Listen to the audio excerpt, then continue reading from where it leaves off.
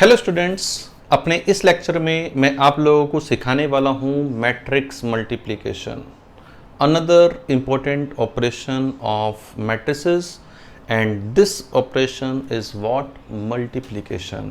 अब यार मल्टीप्लिकेशन जो है ना, ऐसा ही नहीं होता कि भाई कोई सी भी दो मैट्रिक्स उठाई और मल्टीप्लाई हो गई, ऐसा कभी नहीं होता है ना। मैट्रिक्स मल्टीप्लिकेशन एग्जिस्ट या डिफाइन होने के लिए दोनों मैट्रिक्स में कुछ समानता होनी चाहिए, मतलब कुछ खूबी होनी चाहिए दोनों मैट्रिक्स की। ऐसा नहीं कि हमने रैंडमली एक मैट्रिक्स उठाई और रैंडमली दूसरी मैट्रिक्स उठाई और हमारे पास मैट्रिक्स मल्टीप्लिकेशन डिफाइन होगा, ऐसा नहीं होगा। अब जैसे मैट्रिक्स मल्टीप्लिकेशन डिफाइन करने के लिए क्या चीज़, क्या नियम, क्या कानून, क्या शर्त हमारे पास होनी चाहिए, हम उस बात को यहाँ पे देखते हैं। अब जैसे मैट्रिक्स मल्टीप्लिकेशन की बात कर रहा हूँ, मान लो हमारे पास दो मैट्रिक्स हैं ए और बी, ठीक है। अब ए और बी दो मैट्रिक्स हैं, ये ए और बी। अब मैं इस मैट्रिक्स मल्टीप्लिकेशन ए बी की बात कर रहा हूँ, तो ए बी कब हमारे पास डिफाइन होगा? When A B will be define, कि भाई ए बी डिफाइन कब होगा, हमें इस बारे में बात करनी है। अब ए बी कब डिफाइन होगा, इस बारे में बात करने के लिए अगर ए में नंबर ऑफ कॉलम्स, ए के नंबर ऑफ कॉलम्स बी के नंबर ऑफ रोज के बराबर हैं, ए की नंबर ऑफ कॉलम बी की नंबर ऑफ रोज के बराबर हैं, तभी हमारे पास matrix multiplication A B define होता है। Otherwise matrix multiplication A B अपना डिफाइन नहीं होता। इसका मतलब मैं क्या कहना चाह रहा हूँ, मान लो ए का नंबर ऑफ कॉलम, ए का ऑर्डर है m क्रॉस p, ए का ऑर्डर क्या है m क्रॉस p। इसका मतलब नंबर ऑफ कॉलम्स इन ए कितने हैं, p हैं। अब नंबर ऑफ कॉलम्स ए में p है, तो b में नंबर ऑफ रोज कितनी होनी चाहिए, p होनी चाहिए।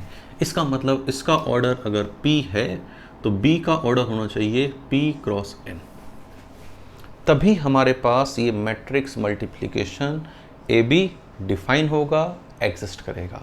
अदरवाइज ये matrix multiplication A B define और एग्जिस्ट नहीं होगा, ठीक है। अब जैसे मान लो हमारे पास C है A इंटू बी, तो A का ऑर्डर है M क्रॉस P और B का ऑर्डर है P क्रॉस N। तो A का ऑर्डर M क्रॉस P है, P का ऑर्डर P क्रॉस N है। What should be the order of C, कि भाई इनके मल्टीप्लिकेशन से जो मैट्रिक्स मिलेगी उस मैट्रिक्स का ऑर्डर क्या होगा? तो उस मैट्रिक्स का ऑर्डर होगा कि भैया ये P गायब हो जाएगा और क्या बचेगा, M क्रॉस N। तो order of C will be what, M cross N, ठीक बात। तो A में नंबर ऑफ कॉलम B के नंबर ऑफ रोज के बराबर होने चाहिए। अगर ऐसा होता है तो हमारे पास मैट्रिक्स मल्टीप्लिकेशन डिफाइन होती है, अगर ऐसा नहीं होता है तो मैट्रिक्स मल्टीप्लिकेशन डिफाइन नहीं होती। जैसे सपोज करो हमारे पास है A B C X Y Z, suppose करो ये हमारे पास मैट्रिक्स है A, this is what matrix A. इस मैट्रिक्स में कितने कॉलम हैं, 3 कॉलम हैं, 1 2 3। तो matrix multiplication A be exist होने के लिए बी में, जो हमारे पास बी है, इस बी में हमारे पास 3 रो होनी चाहिए, कम से कम 3 रो तो होनी चाहिए। तो 3 रो मान लो 1 2 3, ठीक है, 3 रो होनी चाहिए। कॉलम चाहे कितनी ही हो, कॉलम से फ़र्क नहीं पड़ता कि हमारे पास, लेकिन 3 रो होनी चाहिए। कॉलम 1 हो जाए, 2 हो जाए, 3 हो जाए, डजंट मैटर। अब जैसे 3 रो होनी चाहिए, जैसे मान लो 1 2 3 4 5 6 7 8 9, ये मान लो मेरे पास बी है। तो इसका ऑर्डर कितना है, 2 क्रॉस 3, 2 रो 3 कॉलम। इसका ऑर्डर कितना है, 3 क्रॉस 3। तो ये है 2 क्रॉस 3, वो है 3 क्रॉस 3, सही बात। ये है 2 क्रॉस 3, वो है 3 क्रॉस 3। अब यहाँ पे मैं matrix multiplication A B define करना चाहता हूँ। अब ए बी जो डिफाइन करूँगा, इस ए बी का ऑर्डर क्या होगा, 2 क्रॉस 3 क्रॉस 3 क्रॉस 3, 3 3 गायब, 2 क्रॉस 3 होगा। इसका मतलब 2 रो होंगी और 3 कॉलम होंगे। अब 2 रो होंगी और 3 कॉलम होंगे, उन 2 रो और 3 कॉलम के आखिर एलिमेंट क्या होंगे? भाई आखिर उसके एलिमेंट क्या होंगे? अब उसके एलिमेंट की बात करते हैं। जैसे पहला एलिमेंट, ये जो पहला एलिमेंट है कि भाई इसका पहला एलिमेंट क्या होगा? इसका पहला एलिमेंट इसकी पहली रो और इसकी पहले कॉलम के साथ एक तरीके से डॉट प्रोडक्ट, इसका रो वेक्टर, इसका कॉलम वेक्टर, रो वेक्टर और कॉलम वेक्टर का आपस में डॉट, मतलब रो वेक्टर इसका क्या है? ए बी सी, इसका कॉलम क्या है? 1 2 3, तो ए की मल्टीप्लाई 1 के साथ, बी की मल्टीप्लाई 2 के साथ, सी की मल्टीप्लाई 3 के साथ, और इन तीनों का क्या? एडिशन। तो इसकी मल्टीप्लाई ए बी सी 1 2 3, तो ये हो गया a plus 2b plus 3c। कितना हो गया? a plus 2b plus 3c। ये सिर्फ समझाने के लिए था कि क्या था। तो इसकी मल्टीप्लाई इसके साथ, तो क्या आएगा? a plus 2b plus 3c। क्या आएगा? a plus 2b plus 3c। इसी तरह इसकी मल्टीप्लाई इसके साथ। अब सेकंड एलिमेंट के लिए, सेकंड एलिमेंट, फर्स्ट रो का हमें सेकंड एलिमेंट चाहिए, फर्स्ट रो का सेकंड कॉलम का element, first row second column का एलिमेंट चाहिए। तो इसकी फर्स्ट रो पकड़ी, इसका सेकंड कॉलम पकड़ा, फर्स्ट रो सेकंड कॉलम, बताओ क्या आएगा? 4a 5b 6c। क्या आएगा? 4a plus 5b plus 6c। इसी तरह first row third column 7a 8b 9c। बढ़िया, सही। धीरे धीरे करेंगे तो प्रैक्टिस अपनी हो जाएगी इसकी, ऐसी बात नहीं है कि प्रैक्टिस नहीं होगी। इसकी मल्टीप्लाई, अब हमें सेकंड रो के एलिमेंट चाहिए, सेकंड रो फर्स्ट कॉलम, ये क्या है? सेकंड रो फर्स्ट कॉलम, तो इसकी सेकंड रो पकड़ी, इसका फर्स्ट कॉलम पकड़ा, तो सेकंड रो फर्स्ट कॉलम क्या होगा? x plus 2y plus 3z। Second row first column, second row second column, second row second column, तो क्या बचा? 4x plus 5y plus 6z। Second row third column क्या होगा? 7x 8y plus 9z। कुछ चमका कि भाई किस तरह से मल्टीप्लिकेशन हो रहा है, हाँ या ना? अब देखो यहाँ पे A B is exist, A B define है। What you can say about B A, कि बी ए डिफाइन या एग्जिस्ट होगा या नहीं होगा? What we can say about B A. अब बी ए एग्जिस्ट या डिफाइन होगा या नहीं होगा, इसके बारे में what is the order of B? B का ऑर्डर है 3 क्रॉस 3, सही। What is the order of A? 2 cross 3। क्या ये दोनों बराबर हैं? नहीं, तो ये हमारे पास क्या बोलेंगे? नॉट डिफाइंड, कि भैया ये जो बी ए है इसमें डिफाइन नहीं है। तो मैंने कहा था ना स्टार्टिंग में कि भैया कोई सी मैट्रिक्स उठाई, एक ही उठाई और दोनों को मल्टीप्लाई कर दिया, ऐसा पॉसिबल है? नहीं है। मैट्रिक्स मल्टीप्लिकेशन में ऐसा पॉसिबल हमारे पास नहीं है। जैसे मैं और समझाता हूँ, ये मल्टीप्लिकेशन को मैं इसको और समझाता हूँ, एक एग्जांपल से और समझाऊंगा तो आपको और अच्छी तरीके से समझ में आ जाएगा। ठीक, जैसे सपोज करिए हमारे पास है, मान लीजिए हमारे पास है A B P Q X Y, A B P Q X Y, ये मेरे पास एक मैट्रिक्स है A B P Q X Y. What is the order of this? 3 cross 2 का ऑर्डर है इसका। What is the order of this? 3 row है और 2 हमारे पास कॉलम है। ठीक बात। मैं कहता हूं मेरे पास दूसरी मैट्रिक्स है बी, इस बी में 1 2 और 3 4, ये ऑर्डर है इसका 2 क्रॉस 2, ये है 3 क्रॉस 2 का ऑर्डर और ये है 2 क्रॉस 2 का ऑर्डर। सही बात। अब मैं बात करता हूँ ए बी, कि भाई मैट्रिक्स मल्टीप्लिकेशन ए बी की बात कर रहा हूँ। अब मैट्रिक्स मल्टीप्लिकेशन ए बी की बात कर रहा हूँ तो पहले ये सोचना चाहिए कि भाई ए बी डिफाइन है या नहीं है। इसका ऑर्डर है 3 क्रॉस 2, इसका ऑर्डर है 2 क्रॉस 3, तो इसमें नंबर ऑफ कॉलम है 2, इसमें नंबर ऑफ रो है 2, तो बराबर है। यस, तो ए बी अपने पास डिफाइन है। ठीक, अब ए बी का ऑर्डर क्या आएगा भाई? ए बी का ऑर्डर क्या आएगा भाई? इसका ऑर्डर था 3x2, इसका ऑर्डर था 2x2, तो what should be the order of A B? ये दोनों गायब हो जाएंगे बेचारे, तो क्या ऑर्डर आएगा? 3x2 इसका ऑर्डर आना चाहिए। मतलब 3 रो 2 कॉलम उसमें होने चाहिए। अब 3 रो 2 कॉलम, ये 3 रो 2 कॉलम मैंने इस तरह लिख लिया कि भाई ये 1 2 3 और 2 कॉलम 1 2। अब पहला लिखते हैं, फर्स्ट रो फर्स्ट कॉलम, ये फर्स्ट रो फर्स्ट कॉलम का एलिमेंट लिखना है। तो फर्स्ट रो फर्स्ट कॉलम क्या आया? a + 2b। क्या आया? a + 2b। First row second column क्या आया? 3a + 4b। क्या आया? 3a + 4b। इसकी मल्टीप्लाई इसके साथ p + 2q, इसकी मल्टीप्लाई इसके साथ 3p + 4q, इसकी मल्टीप्लाई इसके साथ x + 2y, इसकी मल्टीप्लाई इसके साथ 3x + 4y। तो ये हमारे पास क्या हुआ? एक मैट्रिक्स हुई। इसका ऑर्डर कितना है? 3x2। What is the order of this? 3x2 इसका हमारे पास क्या है? ऑर्डर है कि order of this will be what? 3x2। Practice करने के लिए हम और प्रैक्टिस कर सकते हैं। जैसे मान लो a हमारे पास है 2 1 -1 0।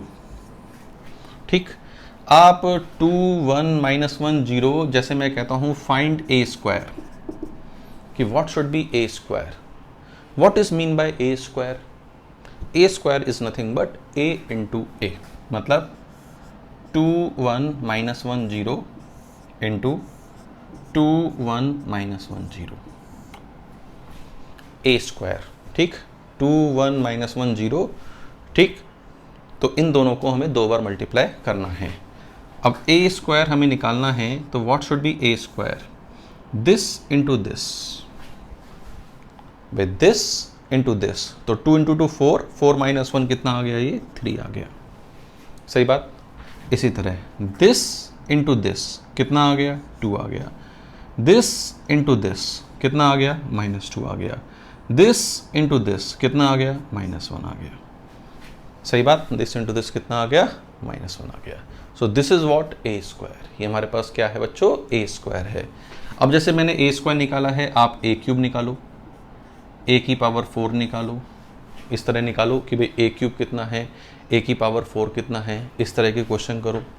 जैसे और देखते हैं यहाँ पे कि और किस तरह के क्वेश्चन हमारे पास हो सकते हैं कि भाई मैट्रिक्स मल्टीप्लिकेशन ए बी के लिए।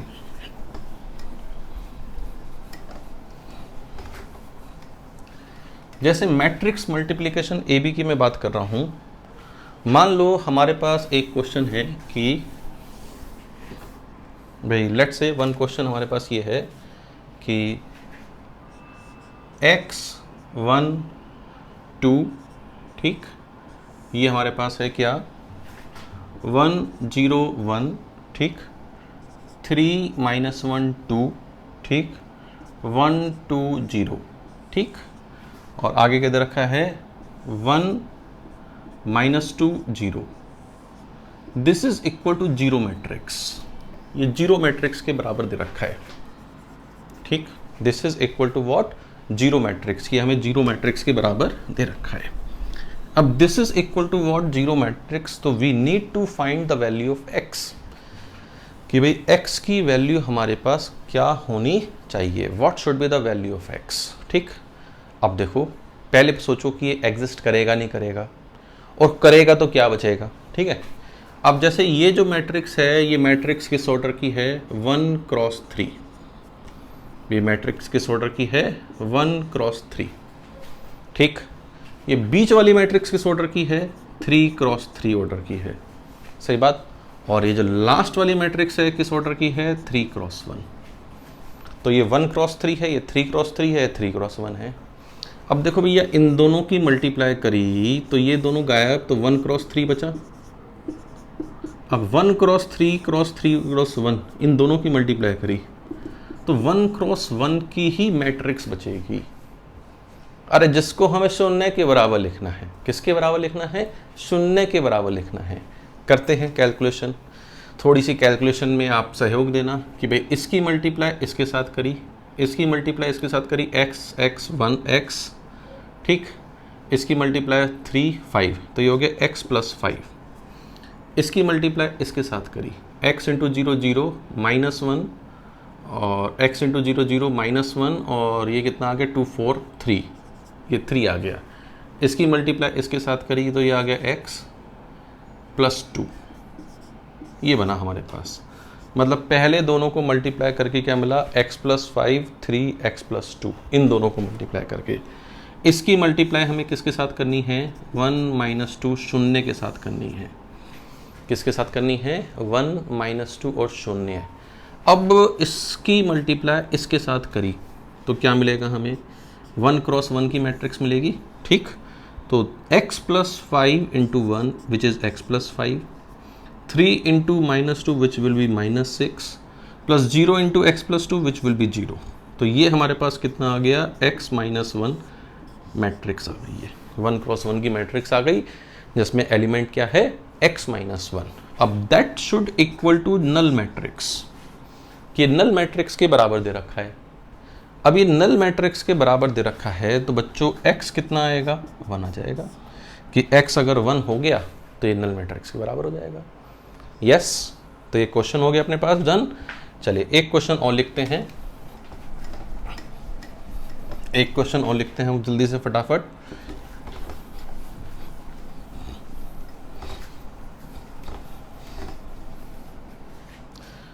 लेट्स से हमें ए थीटा दे रखा है, क्या ए थीटा इज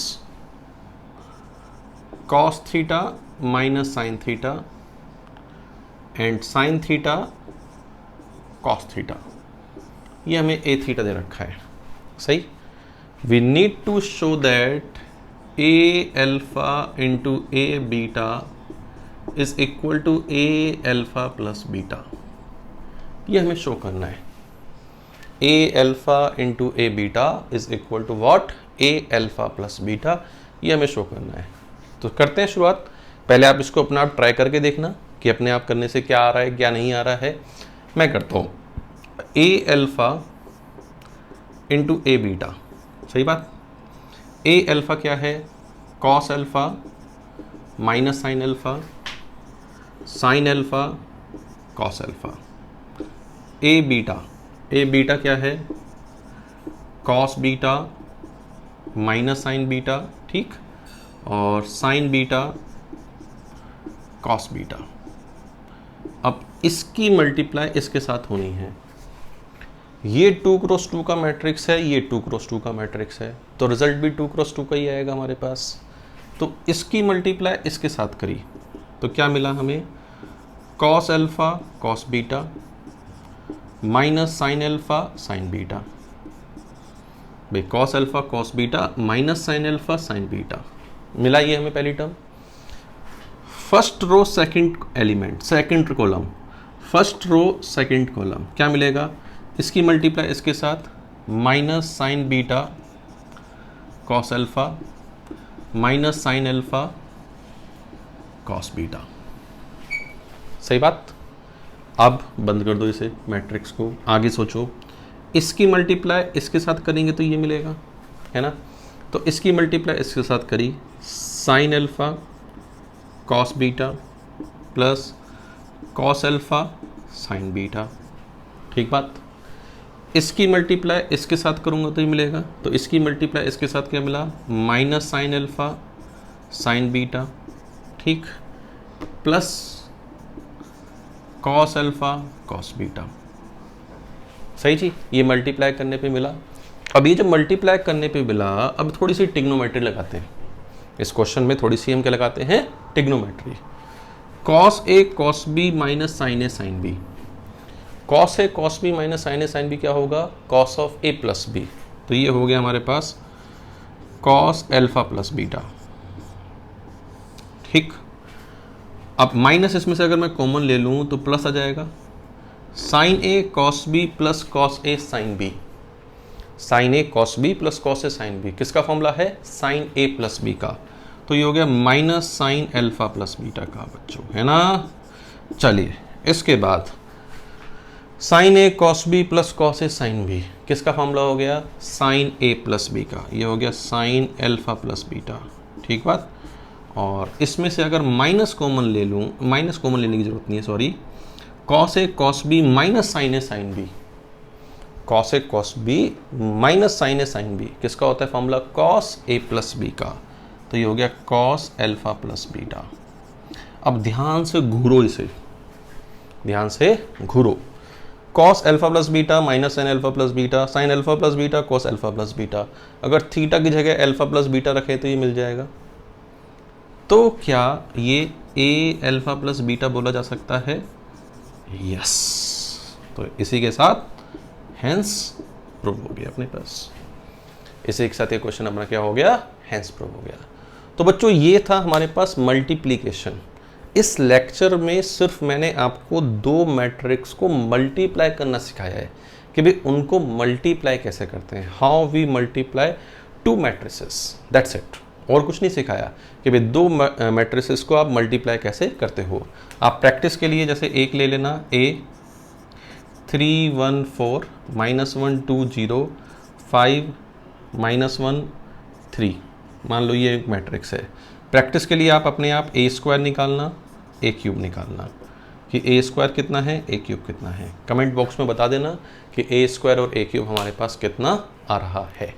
तो उम्मीद है कि आपने ये मल्टीप्लिकेशन सीखा होगा। सीखने के बाद थोड़ी प्रैक्टिस कर लोगे तो आपको भी आ जाएगा।